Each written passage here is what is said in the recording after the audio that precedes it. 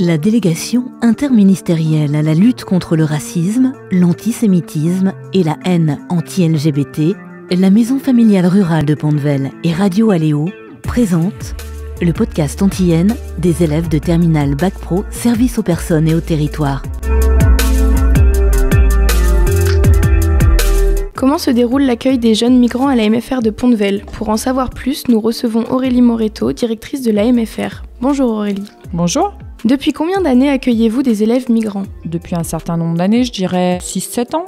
Leur faut-il des papiers, documents spécifiques pour pouvoir étudier à la MFR ? Alors tout dépend de leur âge. S'ils sont mineurs, pas de papier nécessaire. Par contre, du moment où ils sont majeurs, il faut 2 documents parce qu'ils passent un examen et ils sont apprentis. Donc il faut déjà une autorisation de travailler et puis après il faut un titre de séjour pour avoir accès à l'école. De quel pays viennent-ils le plus souvent ? Côte d'Ivoire, Mali. Quel âge ont-ils en général ? Ils sont mineurs ou majeurs ? On a les deux, avec une majorité de mineurs. Avez-vous déjà dû refuser l'accueil d'un de ces jeunes ? Si oui, pouvez-vous nous dire pourquoi ?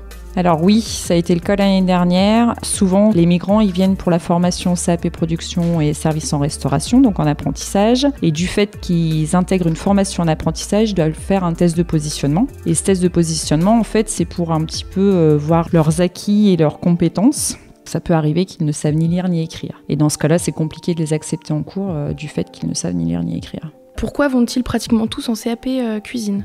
Alors c'est un secteur qui recrute beaucoup et c'est des jeunes qui aiment la cuisine.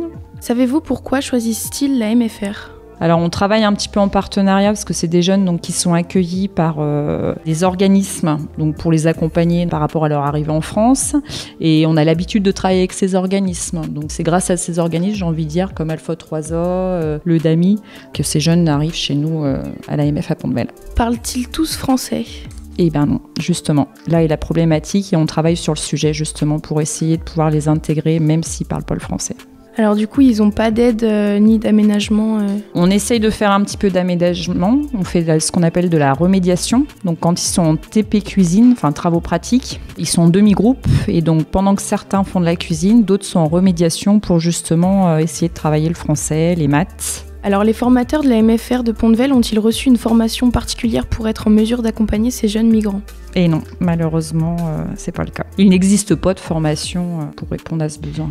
Le racisme est une forme de discrimination encore très présente en France, et notamment en milieu rural. Comment se passe l'intégration des jeunes migrants avec les autres élèves et avec les salariés de la MFR ? Subissent-ils parfois des remarques ? J'ai envie de dire pas plus que les autres élèves, ils sont plutôt bien intégrés à la maison familiale. Suite aux enquêtes qu'on fait par rapport à la satisfaction de nos élèves, ils sont plutôt contents d'être à la maison familiale, ils ont l'impression d'être bien intégrés, il y a plutôt des bonnes relations entre les élèves. Beaucoup de préjugés et de fausses informations circulent sur les migrants. Organisez-vous des actions de sensibilisation à destination de vos élèves pour rétablir la vérité ?